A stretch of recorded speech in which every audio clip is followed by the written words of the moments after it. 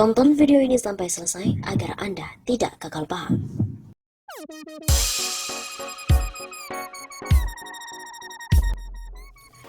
Pemerintahan Jokowi merupakan rezim yang penuh dengan keterlambatan. Rezim pemerintahan Presiden Joko Widodo dianggap sering terlambat mengambil kebijakan dan berujung permasalahan. Kata pengamat politik Ubaidillah Badrun, yang merupakan Direktur Eksekutif Center for Social, Politik, Economic, and Law Studies. Rezim pemerintah saat ini banyak terlambatnya, mengambil keputusan yang lambat, koordinasi tidak berjalan baik, dan implementasinya pun sering bermasalah. Analis sosial politik Universitas Negeri Jakarta (UNJ) ini membeberkan seringnya keterlambatan Presiden Jokowi dalam mengambil keputusan. Dan yang paling baru dirasakan rakyat Indonesia terkait mengatasi pandemi corona atau COVID-19 yang baru di awal pengumumannya pada bulan Maret 2020 kemarin. Contohnya adalah lambatnya mengatasi COVID-19, lambatnya mengimplementasi dan juga mengkoordinasi terkait dengan keringanan tagihan kredit kendaraan roda 2 untuk para ojol. Koordinasi yang buruk dalam komunikasi publik terkait dengan peraturan pemerintah karantina wilayah. Di luar dari permasalahan COVID-19, pemerintahan Jokowi di periode kedua ini juga terjadi dalam polemik iuran BPJS Kesehatan, di mana Mahkamah Agung telah memutuskan pembatalan peraturan Presiden atau Perpres nomor 25 di mana Mahkamah Agung telah memutuskan pembatalan Peraturan Presiden atau Perpres nomor 75 tahun 2019 tentang perubahan aturan Peraturan Presiden nomor 82 tahun 2018 tentang jaminan kesehatan yang mengatur kenaikan iuran BPJS Kesehatan. Soal ditolaknya kenaikan iuran BPJS oleh Mahkamah Agung yang sampai sekarang tidak diimplementasikan oleh pemerintah. Begitu katanya. Terlambat dalam menangani kasus corona, pemerintahan Jokowi bisa digugat. Lebih dari 600 dokter di Perancis yang bergabung ke dalam kolektif bernama G19 menggugat mantan Menteri Kesehatan Agnès Buzyn dan juga Perdana Menteri Edouard Philippe. Kedua pejabat ini dianggap tidak mengambil langkah-langkah yang diperlukan untuk memperlambat penyebaran coronavirus, meskipun mereka sadar akan bahayanya. Serikat dokter ini memutuskan demikian karena salah satu korban meninggal karena corona di negara itu merupakan sejawat mereka. Menurut Organisasi Kesehatan Dunia WHO per 21 Maret, ada lebih dari 14.000 kasus terkonfirmasi di Perancis dengan korban meninggal mencapai 562. Pada tanggal dan dari sumber yang sama, Indonesia tercatat 450 kasus terkonfirmasi dengan jumlah pasien meninggal mencapai 38 dan angka ini menjadi yang paling tinggi dibandingkan negara-negara lain di kawasan Asia Tenggara.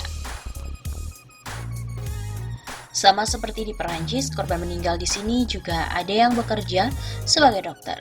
Pengurus Besar Ikatan Dokter Indonesia menyebut ada 5 dokter yang meninggal karena COVID-19 dan 2 dokter lainnya belum terkonfirmasi. Sama pula seperti Perancis, pemerintah Indonesia dianggap lamban dalam merespon virus yang kelak menjadi pandemi. Predikat yang menunjukkan betapa luasnya persebaran penyakit hal ini terlihat dari pernyataan yang terkesan meremehkan dari para pejabat saat kasus ini belum ketahuan di Indonesia. Menteri Kesehatan Terawan Agus Putranto misalnya menolak mentah-mentah hasil riset tim peneliti dari Harvard yang menyebut kalau mungkin sudah ada warga Indonesia yang terinfeksi.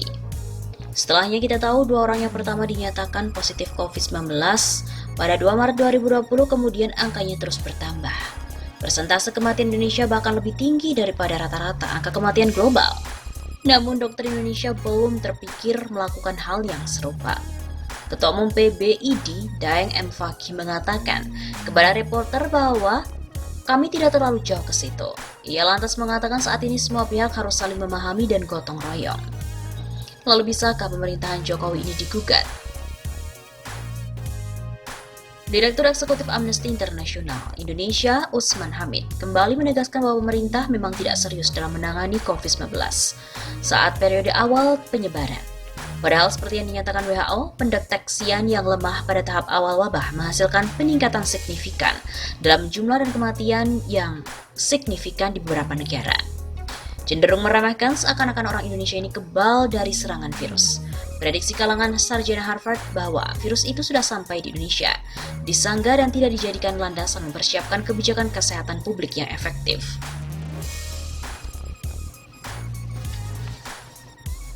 Menurutnya, para pejabat sibuk memberikan komentar yang tidak relevan. Dari mulai komentar perihal promosi wisata yang membuka wilayah negara sampai komentar seperti makan nasi kucing, jamu resep Jokowi, duta imun, makan tauge ataupun berdoa, tanpa bisa menyertainya dengan penjelasan dan bukti-bukti ilmiah. Warga menggugat di Perancis itu dirugikan, karena mereka itu merasa bahwa kebijakan pemerintah atau bukan hal baru di Indonesia. Dalam konteks Jakarta misalnya, ratusan korban banjir melayangkan gugatan class action. Warga bahkan pernah menang melawan pemerintah dalam sidang. Hukuman yang dijatuhkan kepada Jokowi dan pihak tergugat lainnya adalah bisa saja menerbitkan sejumlah regulasi untuk menangani dan pihak tergugat lainnya, seperti mencegah karhutla, yakni peraturan pelaksana dari Undang-Undang tentang Perlindungan dan Pengelolaan Lingkungan Hidup. Peneliti dari Human Rights Watch, Andreas Harsono, mengatakan bahwa gugatan harus disertai dengan alasan jelas. Misalnya, apakah ada pejabat berbohong atau membuat pernyataan kontroversial yang membuat penyebaran COVID-19 semakin ganas. Jika bohong, perlu dicari dahulu bukti bahwa pejabat ini namun juga berbohong. Definisi berbohong harus dijelaskan. Bohong beda dengan misleading. Bohong tentu beda dengan kebodohan. Begitu kata Andreas.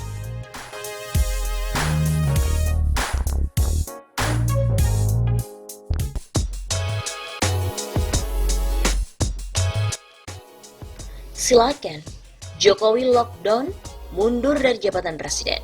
Jika ia tak berani tegas. Kebijakan yang diambil pemerintahan Presiden Joko Widodo belum bisa menjawab permasalahan yang ada di tengah pandemik virus corona atau COVID-19. Di lapangan masyarakat berjuang sendiri, rakyat berjuang masing-masing dalam melawan corona. Tidak ada yang kasih uang ketika hilang pendapatan harian. Melihat kondisi yang semakin mencemaskan dan juga sulit, Ketua Umum Gerakan Muda Nasional Eko Saputra berkirim surat kepada Kepala Negara.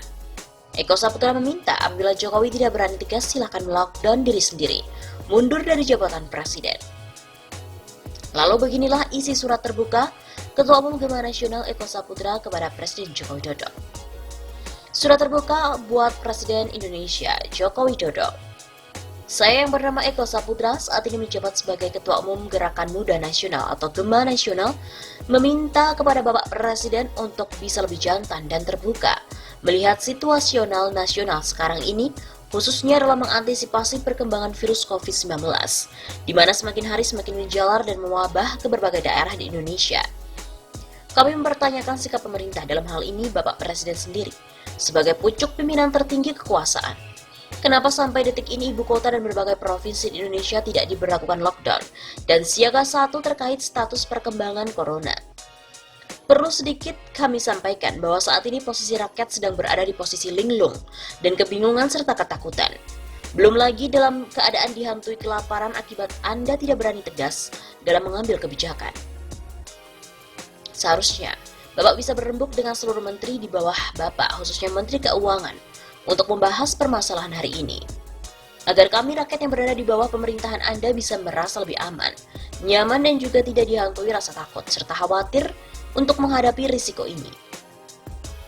Bapak seharusnya bisa lebih melihat situasi yang terjadi di negara Italia atau bahkan di Perancis.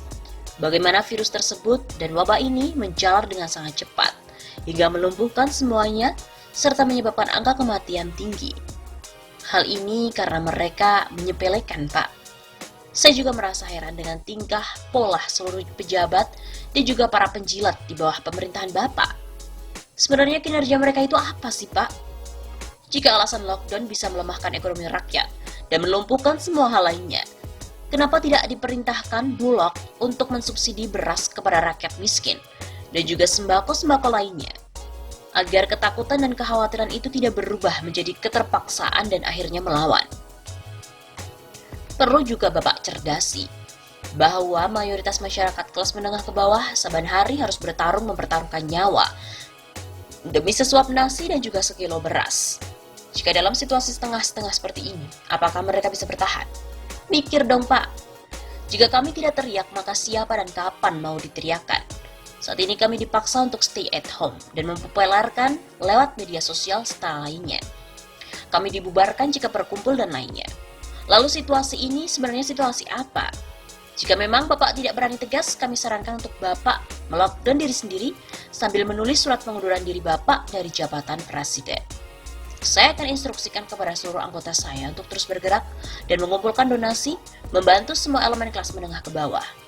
Lalu apa sebenarnya kinerja pemerintah? Bullshit dengan semua omong kosong yang setiap hari kalian paparkan itu. Karena sesungguhnya yang mati itu banyak dari kalangan rakyat. Lalu saat rakyat yang mati, apakah mayatnya juga diperlakukan dengan cara manusiawi, seperti mayat para pejabat?